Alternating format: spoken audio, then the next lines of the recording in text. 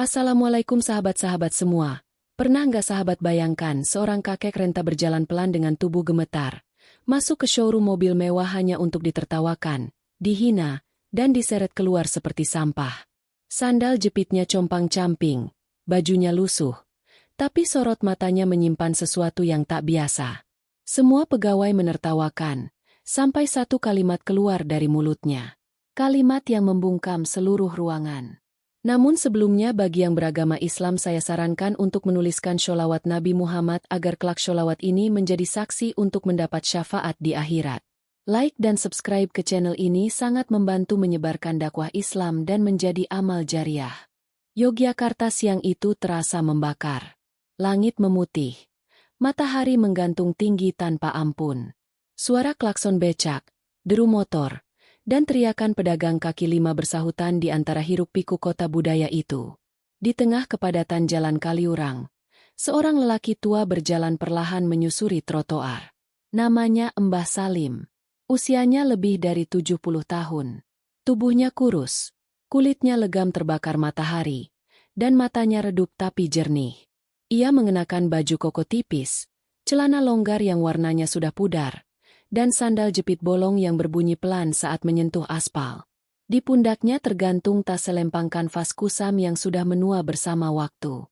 Ia baru saja turun dari bus Trans Jogja, dan kini melangkah ke arah sebuah bangunan besar berlapis kaca bening, yang berdiri mewah di kawasan perbatasan Sleman. Itu adalah dealer mobil paling bergengsi di Yogyakarta, tempat para pengusaha, pejabat, dan kalangan elit membeli kendaraan impiannya. Nama-nama mobil Eropa dan Jepang berjejer dalam showroom ber-AC itu, terang benderang dan berkilau. Mbah Salim menatap gedung itu dalam diam. Ia menarik napas panjang, lalu melangkah masuk. Begitu kaki ringkihnya melewati pintu otomatis, hawa dingin menyergap. Tapi bukan dingin dari mesin pendingin ruangan yang menusuk tubuhnya. Dingin yang ia rasakan datang dari tatapan. Tatapan sinis, heran, curiga, bahkan jijik. Para pegawai berseragam di dalam dealer itu langsung menoleh. Seorang pria muda dengan jas resmi menyikut temannya, lalu berbisik sambil menahan tawa. Salah satu resepsionis, perempuan muda berhidung mancung dengan lensa kontak berwarna abu, menatap tajam ke arah Mbah Salim lalu bertanya dengan suara tinggi dan tanpa senyum. "Kakek, cari siapa ya?" Mbah Salim tersenyum kecil, mencoba tetap ramah. "Saya mau lihat mobil, Mbak. Kalau boleh, saya ingin tanya-tanya." Resepsionis itu langsung berdiri. Bahunya menegang. "Ini dealer mobil mewah, Kek. Bukan tempat buat numpang istirahat.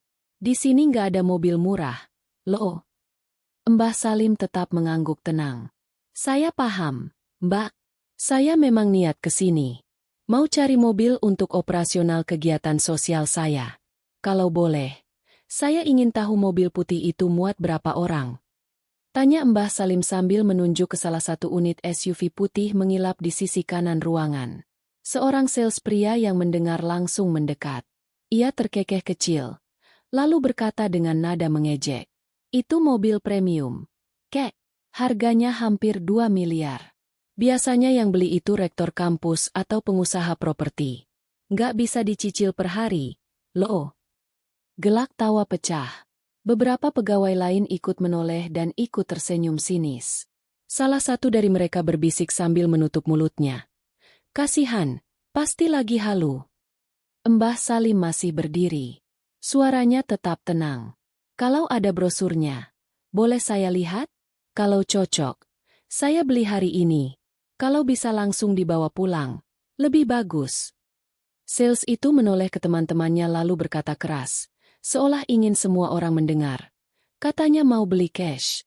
Sandal jepit robek, baju kayak habis ngarit, tapi ngomong mau beli mobil miliaran. Tawa kembali menggema. Resepsionis berdiri dengan kesal. "Pak, kami sibuk. Kalau cuma mau lihat-lihat, mending keluar aja ya. Jangan ganggu pekerjaan kami." "Saya bukan cuma lihat-lihat." Suara Mbah Salim mulai bergetar. "Saya mau beli." Seorang satpam datang. Tubuhnya tinggi besar, wajahnya kaku. Ia berdiri di samping Mbah Salim dan berkata dengan nada dingin, Silakan keluar sekarang, Pak. Kami nggak bisa melayani orang seperti ini. Aku nggak bikin keributan, bisik Mbah Salim pelan. Tapi tangan satpam itu sudah meraih lengannya. Tubuh renta itu ditarik menjauh. Langkahnya terseret, hampir tersungkur. Tas selempangnya bergeser, bajunya tersingkap sedikit, dan sandal jepitnya copot sebelah. Sebelum ia benar-benar keluar, salah satu pegawai mengambil botol air mineral dari meja. Dengan ekspresi puas, ia membuka tutupnya lalu menyiramkan air dingin itu ke kepala Mbah Salim. Nih kek, biar seger, biar sadar siapa diri sendiri. Air mengucur deras, membasahi kepala, punggung, dan wajahnya. Semua pegawai tertawa.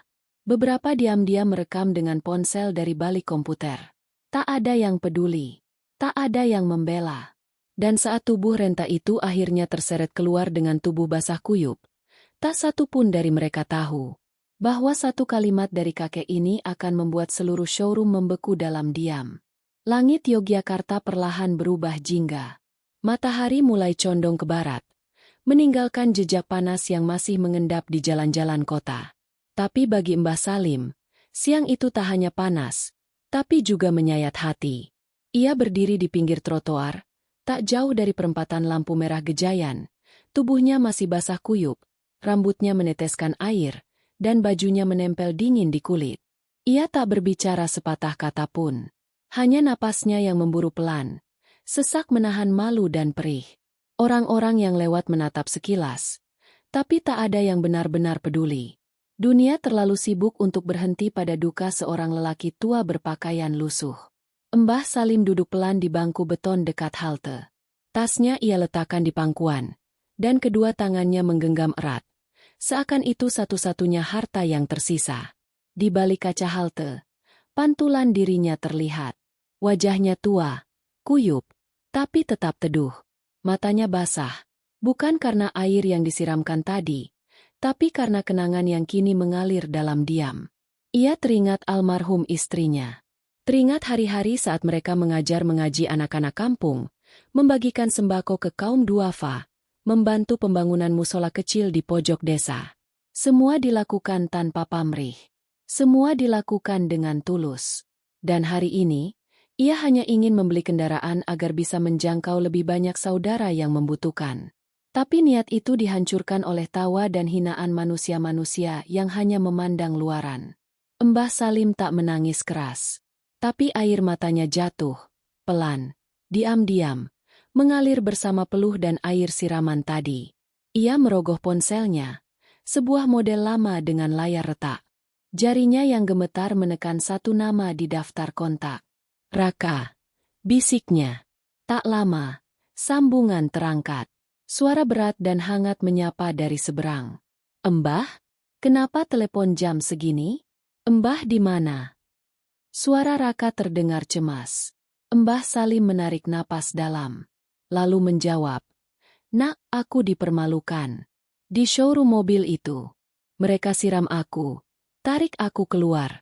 Katanya aku nggak pantas ada di situ." Hening. Di ujung sana, suara Raka langsung berubah tegang. "Siapa yang berani? Mbah? Diler mana? Sekarang juga aku ke sana. Tunggu aku di halte. Jangan kemana-mana." Sambungan terputus. Mbah Salim menatap layar ponsel dengan tenang. Hatinya masih perih. Tapi ada sedikit hangat yang mulai menyusup.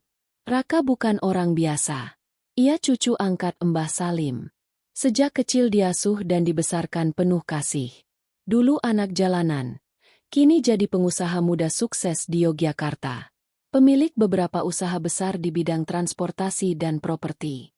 Tapi di balik semua gelarnya, ia tetap memanggil lelaki renta itu dengan satu kata penuh cinta, Mbah.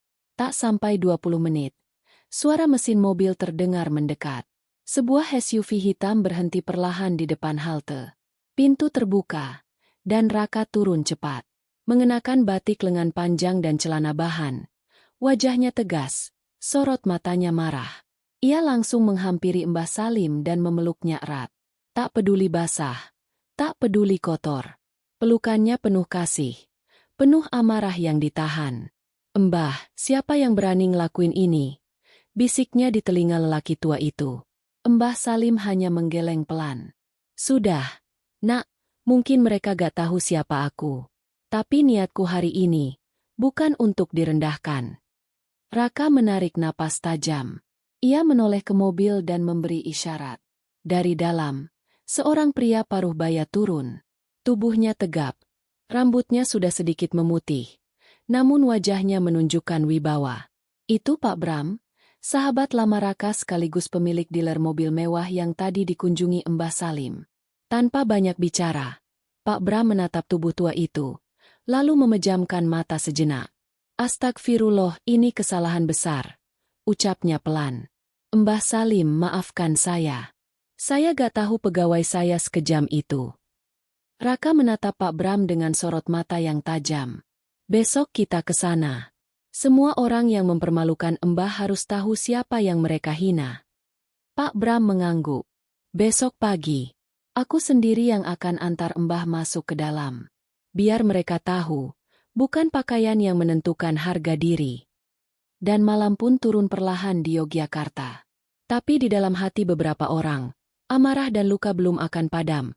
Karena esok hari, seluruh showroom itu akan menyaksikan pembalasan yang bukan dengan caci maki, tapi dengan satu kalimat yang akan meruntuhkan semua kesombongan. Pagi di Yogyakarta masih diselimuti kabut tipis ketika sebuah mobil SUV hitam menggelinding pelan menuju kawasan Jalan Solo. Langit masih abu-abu, namun suasana di dalam kendaraan itu terasa jauh lebih pekat. Di kursi belakang, Mbah Salim duduk tenang mengenakan baju koko bersih berwarna krem dan sarung polos. Sandal jepitnya telah diganti dengan sepatu kulit tua milik almarhum menantunya. Wajahnya tenang, tapi sorot matanya lebih tajam dari kemarin. Di kursi depan, Raka memegang setir erat. Wajahnya kaku.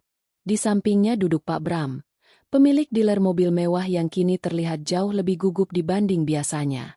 3 kepala dalam satu kendaraan. Namun hanya suara mesin yang berbicara.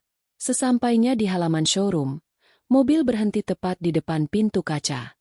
Beberapa pegawai yang sedang menyapu lantai marmer dan membersihkan bodi mobil langsung berhenti. Mereka saling melirik. Wajah mereka berubah pucat ketika melihat siapa yang turun dari kendaraan itu. "Itu kakek yang kemarin," bisik salah satu pegawai pria. Suara paniknya hampir tak terdengar. "Gila, dia datang lagi." "Tapi, itu siapa yang di sampingnya?" tanya yang lain. Nadanya gugup. Namun kegugupan itu berubah jadi ketakutan saat seorang pria bertubuh tinggi dengan batik hitam turun dari kursi pengemudi. Langkahnya mantap, matanya lurus. Itu Raka, salah satu pengusaha termuda dan paling berpengaruh di Jogja. Nama yang sering muncul di koran-koran bisnis dan layar televisi. Dan di belakangnya, turunlah Pak Bram. Wajahnya muram, tanpa senyum. Ia tak menyapa siapa-siapa. Hanya melangkah masuk, membuka jalan bagi 2 tamu yang hari ini datang bukan untuk membeli, tapi untuk membuka aib tersembunyi. Mbah Salim melangkah pelan, tapi setiap detak sepatunya seolah menggema ke seluruh showroom. Para pegawai berdiri kaku. Beberapa mundur 1 langkah. Sebagian mencoba pura-pura sibuk memegang brosur. Tapi tidak ada yang bisa menghindar dari pandangan Mbah Salim. Tangannya terangkat perlahan, menunjuk deretan mobil berkilau di tengah ruangan. "Yang itu, 10 unit. Saya ambil semuanya. Cash," ucapnya tenang. Tapi cukup membuat showroom beku seketika. Tidak ada yang bersuara. Beberapa pegawai menoleh ke atas, seolah mencari kamera tersembunyi. Mengira ini hanya prank. Salah satu staf penjualan yang kemarin paling lantang mengejek kini melangkah pelan ke depan. Wajahnya memerah. Langkahnya gontai. Tapi sebelum sempat bicara, Pak Bram berdiri di samping Mbah Salim dan menunjuk tajam. "Kalau Mbah Salim bilang ambil 10, laksanakan. Gak perlu tanya 2 kali. Kalian dengar." Pegawai itu langsung membungkuk dan mengangguk cepat. "Siapa? Kami proses sekarang juga." Maaf Mbah. Kami langsung urus." Suasana berubah dingin. Tegang. Semua mata tertuju pada sosok tua yang kemarin mereka hina tanpa ampun. Raka melangkah maju. Suara dan nadanya datar, tapi tajam seperti pisau. Saya mau semua yang kemarin menghina, mendorong, mengem, berdiri sekarang juga. Ia menyebut satu persatu nama pegawai. Randy, Lilis, Doni, Reza, dan dua lainnya yang sempat tertawa dan merekam. Satu persatu mereka berdiri. Wajah pucat, kaki gemetar. Salah satunya mulai terisak. Yang lain berusaha menunduk. Tak mampu menatap Mbah Salim. Seseorang akhirnya bersimpuh. Memegangi kaki Pak Bram. Tolong Pak. Saya mohon. Saya masih butuh kerja ini. Anak saya masih kecil. Saya janji gak akan ngulangin lagi. Tapi Pak Bram tak menggubris. Ia menatap mereka dingin. Kalian bukan dipecat karena kalian gak tahu siapa dia. Kalian dipecat karena kalian gak tahu cara memperlakukan manusia dengan hormat. Kalau yang kalian hina kemarin bukan istri, bukan ayah, bukan saudara, bukan orang penting. Apa tetap pantas kalian perlakukan seperti itu? Saya bangun showroom ini dari nol. Reputasinya jatuh hari ini. Karena mulut kalian sendiri. Tangis mulai pecah. Tapi tak satu pun kata maaf yang cukup untuk menarik kembali luka kemarin. Mbah Salim hanya berdiri diam. Wajahnya teduh. Tidak marah. Tidak puas. Ia menoleh ke arah Raka. Lalu berkata pelan. Semoga ini jadi pelajaran. Bukan buat balas dendam. Tapi buat menyadarkan. Bahwa harga diri manusia. Bukan ditakar dari pakaian. Tapi dari perlakuan. Dan showroom itu. Yang kemarin penuh tawa sinis. Hari ini sunyi oleh rasa malu yang tak bisa dibasuh air sebotol pun. Sisa pagi itu terasa menggantung di udara showroom. Mesin-mesin mobil masih berkilau.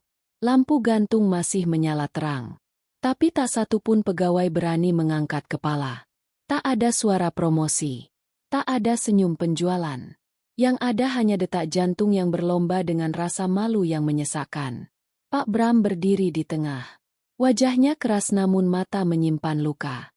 Ia melangkah pelan ke meja resepsionis. Tempat di mana kemarin air mineral disiramkan ke kepala seorang lelaki tua. Ia mengetuk meja satu kali. Terdengar seperti palu keadilan. Kalian tahu, kenapa aku hancur hari ini? Karena kalian menghina orang yang lebih tinggi derajatnya di mata Allah. Kalian tidak tahu siapa dia. Tapi kalian tidak perlu tahu pun seharusnya tetap menghormati. Karena manusia tak pernah berhak mengukur manusia lain. Ia menoleh ke arah Mbah Salim yang berdiri tenang. Tubuhnya kecil. Namun auranya hari itu jauh lebih besar dari seluruh mobil di ruangan itu. Pak Bram menarik napas panjang. Kemudian berkata pelan. Mbah, saya ingin semua orang di sini tahu. Siapa sebenarnya panjenengan. Dan disinilah saatnya. Ketika semua pegawai yang masih tersisa. Masih berdiri pucat. Masih menunduk. Mendengar satu kalimat yang mengubah segalanya. Mbah Salim melangkah pelan. Lalu menghadap semua orang. Suaranya pelan. Namun setiap suku katanya seperti menampar wajah mereka satu persatu. Aku bukan siapa-siapa. Aku hanya pengurus yayasan yatim piatu di Kulon Progo. Aku cuma ingin beli kendaraan. Agar bisa antar beras. Antar susu. Antar mimpi anak-anak yang kalian anggap tak mampu. Tapi kalian siram aku. Kalian tarik aku. Karena aku pakai sandal jepit. Karena bajuku tidak bermerek. Karena aku tidak datang naik mobil mahal. Tapi hari ini, kalian semua jadi saksi. Bahwa harga diri tidak bisa dicuci dengan sabun mahal. Tidak bisa dibungkus dengan jas. Tidak bisa disemir dengan gel rambut. Yang menentukan nilai manusia adalah seberapa besar ia menghormati yang lemah. Suasana membeku. Ada yang mulai menangis. Ada yang jatuh terduduk. Dan sebelum ada yang sempat bicara, Mbah Salim mengangkat tangan. Masih dengan suara pelan. Namun tak seorang pun bisa menghindar darinya. Ingat ini baik-baik. Jika kalian menilai orang dari sepatunya, kalian akan kehilangan kesempatan mengenal orang-orang yang paling berharga. Karena tak semua orang hebat datang dengan dasi dan parfum. Ada yang datang hanya dengan niat baik. Dan itu lebih mahal dari semua mobil di tempat ini. Pak Bram memejamkan mata. Raka menunduk. Beberapa pegawai meneteskan air mata. Tapi bukan karena marah. Melainkan karena malu. Karena benar. Kata-kata itu terlalu tepat. Terlalu dalam. Terlalu menyayat. Dan di saat semua kepala tertunduk, Mbah Salim berbalik. Melangkah keluar tanpa berkata apapun lagi. Namun jejak sepatunya meninggalkan sesuatu yang tak bisa dihapus. Bukan noda, tapi pelajaran.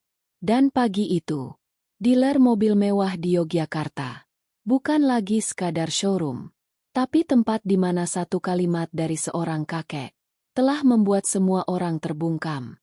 Matahari mulai naik ketika Mbah Salim keluar dari showroom. Cahaya pagi menerpa wajahnya yang teduh. Tapi tak satu pun dari kemewahan di sekitarnya menyilaukan hatinya.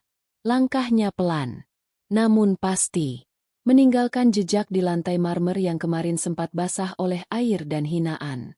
Raka menyusul di belakang.